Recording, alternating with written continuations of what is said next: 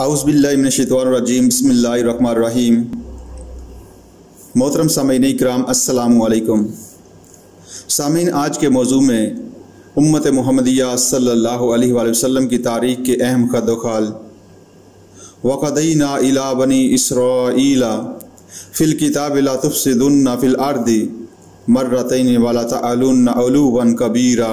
सामीन, कुरान हकीम के बिल्कुल वस्त में सूरत बनी इसराइल वाक़या है।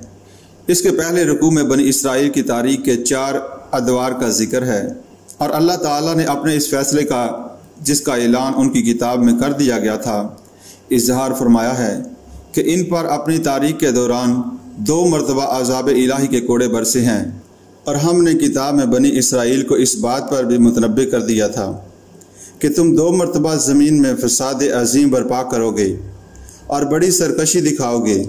आखिरकार जब इनमें से पहली सरकशी का मौका आया तो ए बनी इसराइल, हमने तुम्हारे मुकाबले में अपने ऐसे बंदे उठाए जो नहायत ज़ोरावर थे और वो तुम्हारे मुल्क में घुसकर हर तरफ फैल गए। ये एक वादा था जिसे पूरा होकर ही रहना था।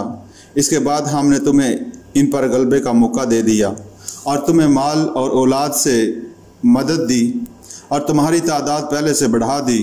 तुमने भलाई की तो वो तुम्हारे अपने ही लिए भलाई थी और बुराई की तो वो तुम्हारी अपनी ज़ात के लिए बुराई साबित हुई।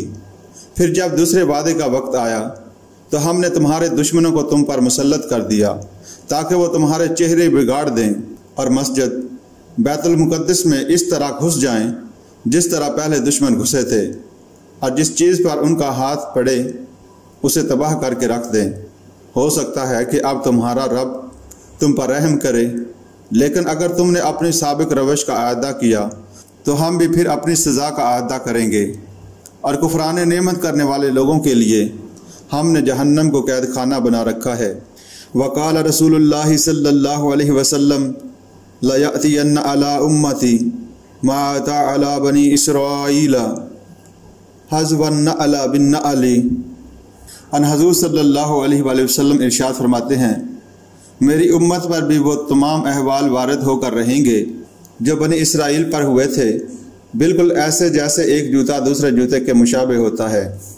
इसकी रोशनी में अगर हम देखें तो उम्मत मुस्लिमा की 1400 साला तारीख़ भी 4 अदवार में मुनक़सिम नज़र आती है।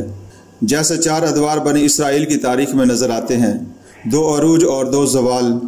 इनके अरूज अव्वल का नुक्ता कमाल हज़रत तालूत, हज़रत दाऊद और हज़रत सुलेमान अलैहिस्सलाम का अहद हुकूमत। इसके बाद ज़वाल आता है जो अपने अरूज को पहुँच जाता है 587 ईस्वी कबल मसीह में बनु नज़र के हमले के वक़्त, जबकि बैतुल मुक़द्दस तबाह व बर्बाद होकर रह जाता है। हैकल सुलेमानी मसम्मार कर दिया जाता है, लाखों यहूदी कत्ल होते हैं। 6 लाख यहूदियों को वो असीर बनाकर बेबीलोनिया ले जाता है। इसके बाद फिर उनके अरूज का एक दौर आता है जिसका सबसे बड़ा मजहर सल्तनत मक्कावी का ज़हूर है। फिर वो अपने दूसरे ज़वाल से 2-4 होते हैं जिसका आगाज़ है 80 ईस्वी में रूमी जनरल ताइतुस का हमला, जिसने फिर बैतुल मुक़द्दस को तख्तो ताराज किया। और इसके बाद अब तक बनी इसराइल पस्ती और ज़वाल और इसमें हिलाल का शिकार हैं। वक्फे वक्फे से अल्लाह ताला के अज़ाब के कोड़े इनकी पीठ पर बरस रहे हैं।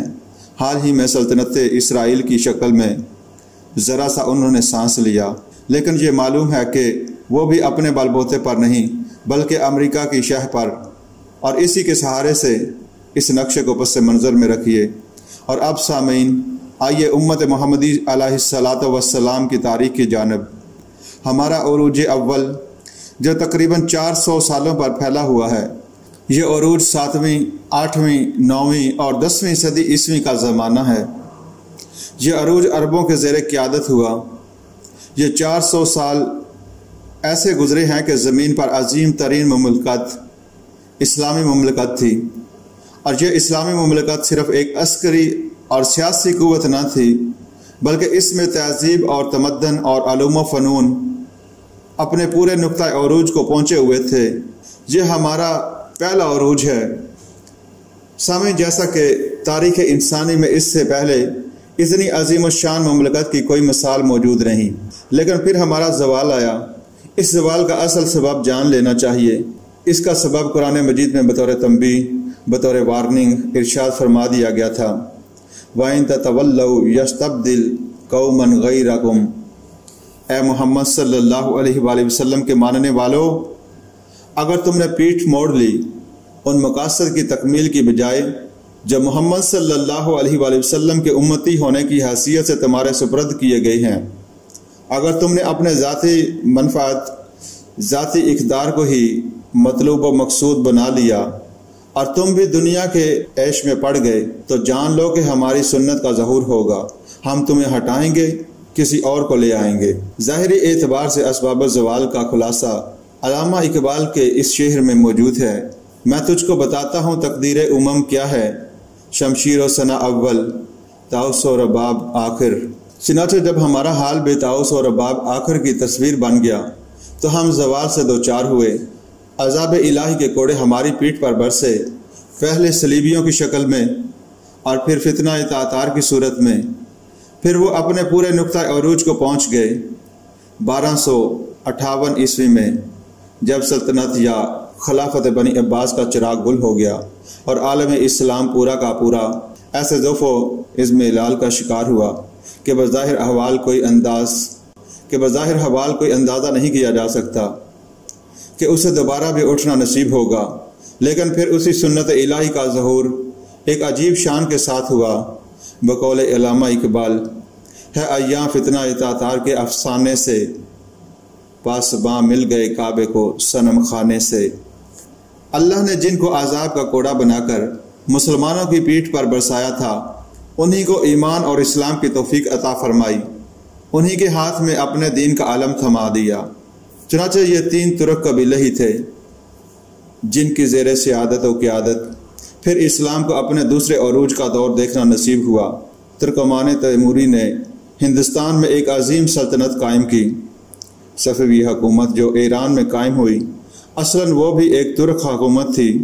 پھر سلطنت عثمانیہ قائم ہوئی اور پورا عالم عرب اور پورا شمالی افریقہ انہی کے زیر نگیں آیا، اور انہی کے ہاں پھر خلافت کا احیاء ہوا۔ چوتھی بنو امیہ کی وہ سلطنت جو اندلس میں تھی، ان 4 عظیم مملکتوں کی صورت میں دنیا میں پھر مسلمانوں کا ڈنکا بجا۔ لیکن اس عروج کے بعد پھر زوال ثانی آیا، یہ در حقیقت یورپی استعمار کے ہاتھوں آیا۔ اس کا نقطہ آغاز 15ویں صدی عیسوی کے اختتام پر سلطنت ہسپانیہ کا زوال ہے۔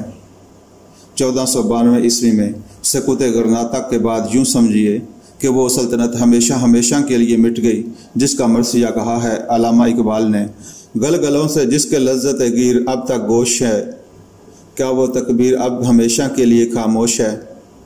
اس کے بعد 1548 عیسوی میں واسکو ڈے گاما نے وہ راستہ تلاش کر لیا جس سے مغربی استعمار کا سیلاب عالم اسلام کے دائیں بازو مشرق بعید فارسٹ پر حملہ آور ہوا۔ ملایا اور انڈونیشیا کی مملکتیں اور اس کے بعد ہندوستان کی عظیم سلطنت مغربی استعمار کا نوالہ بن گئی۔ ہماری بڑی بڑی سلطنتیں اور مملکتیں کچے گرہوندوں کے مانند مغربی استعمار کے سیلاب میں بہتی چلی گئیں۔ یہ عمل اپنے نقطہ عروج کو پہنچا اس 20ویں صدی عیسوی کے آغاز میں، جبکہ پہلی جنگ عظیم کے بعد دنیا کا یہ نقشہ سامنے آیا کہ سلطنت عثمانیہ ختم ہو گئی، ترکی کے نام سے ایک چھوٹا سا ملک باقی رہ گیا، پورا عالم عرب مغلوب ہو گیا، اس کے حصے بکھرے کر لیے گئے۔ اس کی خبر دی تھی نبی اکرم صلی اللہ علیہ وآلہ وسلم نے، یؤشک ان تداعی علیکم الامم، مسلمانوں اندیشہ ہے کہ تم پر ایک وقت ایسا آئے گا کہ اقوام عالم تم پر ایک دوسرے کو ایسے دعوت دیں گی جیسے دعوت طعام کا اہتمام کرنے والا دسترخوان چنے جانے کے بعد مہمانوں کو بلایا جاتا ہے کہ آئیے اب کھانا تناول فرمائیے، اس طرح تم اقوام عالم کے لیے لقمہ تر ہو جاؤ گے۔ صحابہ رضی اللہ تعالیٰ عنہ نے بڑے تعجب کے ساتھ سوال کیا، امن قلت نحن یومئذ یا رسول اللہ، حضور کیا یہ اس لیے ہوگا کہ ہماری تعداد بہت کم ہو جائے گی؟ حضور صلی اللہ علیہ وآلہ وسلم نے فرمایا، نہیں، بل انتم یومئذ کثیر، یعنی نام کے مسلمان تو بہت ہوں گے، تمہاری تعداد تو بہت ہوگی، تمہاری حیثیت سلاب کے اوپر جھاگ کے مانند ہو کر رہ جائے گی۔ اس پر پھر سوال کیا گیا کہ ایسا کیوں ہوگا؟ تو آپ صلی اللہ علیہ وآلہ وسلم نے فرمایا کہ تمہارے اندر ایک بیماری پیدا ہو جائے گی جس کا نام وہن ہے۔ پھر سوال ہوا تو حضور صلی اللہ علیہ وآلہ وسلم نے جواباً ارشاد فرمایا مل وہن یا رسول اللہ۔ تو آپ صلی اللہ علیہ وآلہ وسلم نے جواباً ارشاد فرمایا حب الدنیا و کراہیۃ الموت، دنیا کی محبت اور موت کا خوف اور موت سے کراہت۔ یہ نقشہ جو ہمیں اس حدیث نبوی صلی اللہ علیہ وآلہ وسلم میں نظر آتا ہے، اس موجودہ صدی کے بالکل آغاز میں عالم اسلام میں بچشم سر دیکھا گیا ہے۔ وہ وقت تھا جب ایک دل درد مند کی یہ صدا سننے میں آئی تھی۔ مولانا حالی نے مسدس کی پیشانی پر جو شعر لکھے ہیں وہ اسی صورتحال کی عکاسی کرتے ہیں۔ پستی کا کوئی حد سے گزرنا دیکھیے، اسلام کا گر کر نہ ابھرنا دیکھیے، مانے نہ کبھی کہ مد ہے ہر جزر کے بعد، دریا کو ہمارے جو اترنا دیکھیے۔ اور خاتمے پر جو مناجات ہے بحضور سرور دو عالم صلی اللہ علیہ وآلہ وسلم، اس کا آغاز ان اشعار سے ہوا اے خاصہ خاصان رسل وقت دعا ہے، امت پہ تیری آ کے عجب وقت پڑا ہے، وہ دین جو بڑی شان سے نکلا تھا وطن سے، پردیس میں آج غریب الغربا ہے۔ یہ تھا نقشہ اس صدی کے آغاز میں، البتہ یہ بات نوٹ کر لینے کی ہے کہ اس کے بعد نصف صدی بیت چکی ہے، بلکہ اس سے بھی زائد۔ اس کے دوران ایک دوہرا عمل ہمارے سامنے آیا۔ ایک طرف ہمارا انحطاط اور زوال و عزم ہلال کے سائے اور گہرے ہوتے چلے گئے، بیت المقدس دوسری مرتبہ ہمارے ہاتھ سے چھنا اور وہ ایک مغضوب علیہم قوم کے قبضے میں ہے۔ سقوط ڈھاکہ اور عرب اسرائیل جنگوں میں جو عربوں کو شکستیں ہوئیں، یہ عذاب الہی کے کوڑے ہیں جو ہماری پیٹھ پر برس رہے ہیں۔ لیکن دوسری طرف ایک احیاء و تجدید کی تاریخ، اپ ورڈ موومنٹ بھی شروع ہو چکی ہے، ایک احیائی عمل کا آغاز بھی ہو چکا ہے۔ اس کے پہلے فیز سے بحمد اللہ اور بفضلہ تعالی امت مسلمہ کسی حد تک گزر بھی چکی ہے، چنانچہ پورے عالم اسلام سے مغربی استعمار کا تقریباً خاتمہ ہو چکا ہے، اس سیلاب کا رخ موڑا جا چکا ہے، سیاسی اعتبار سے پورا عالم اسلام تقریباً آزادی حاصل کر چکا ہے، اگرچہ ذہنی غلامی ابھی باقی ہے، تہذیبی، علمی اور فنی غلامی ابھی برقرار ہے۔ بائیں ہیما، یہ بھی بہت بڑی نعمت ہے کہ سیاسی طور پر عالم اسلام کی عظیم اکثریت آزادی سے ہمکنار ہو چکی ہے، تاہم اصل کام ابھی باقی ہے۔ بقول علامہ اقبال، وقت فرصت ہے کہاں، کام ابھی باقی ہے، نور توحید کا اہتمام ابھی باقی ہے۔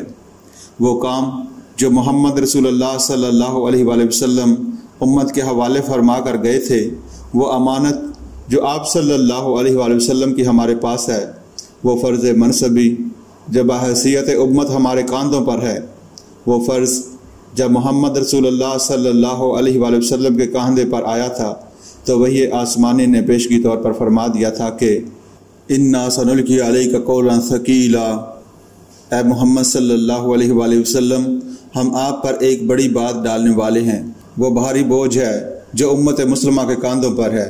یہ امت پیغام محمدی کی امین ہے، یہ دین خداوندی کی علمبردار ہے، اس کے ذمہ ہے اس پیغام کو پہنچانا پوری نوع انسانی تک، اس کے ذمہ ہے اس دین کو قائم اور نافذ کرنا اور پھر نوع انسانی کو اس نظام عدل و اجتماعی سے روشناس کرانا جو محمد رسول اللہ صلی اللہ علیہ وآلہ وسلم لے کر اس دنیا میں تشریف لائے تھے۔ یہ ہے ہمارا فرض منصبی، یہ ہے ہماری ذمہ داریاں۔ سامعین، جیسا کہ دنیا میں ہمارا عروج اور ہماری عزت و وقار کا معاملہ دوسری قوموں پر قیاس نہیں کیا جا سکتا، ہم دنیا میں معزز اور سربلند اس وقت تک نہیں ہو سکتے جب تک ہم اس ذمہ داری سے عہدہ برا ہونے کے لیے محنت، سعی و کوشش اور جدوجہد نہ کریں۔ اپنی ملت پر قیاس اقوام مغرب سے نہ کر، خاص ہے ترکیب میں قوم رسول ہاشمی۔ گویا ہمارے عروج و زوال کا معاملہ دنیا کی عام قوموں کے عروج و زوال کے اسباب سے بالکل جدا ہے۔ ہمارے ذمہ جو فرض منصبی ہے، اگر اس کو ادا کریں گے تو تائید خداوندی ہمارا ساتھ دے گی۔ بقول علامہ اقبال کہ محمد سے وفات ہونے تو ہم تیرے ہیں، یہ جہاں چیز ہے کیا لوح و قلم تیرے ہیں۔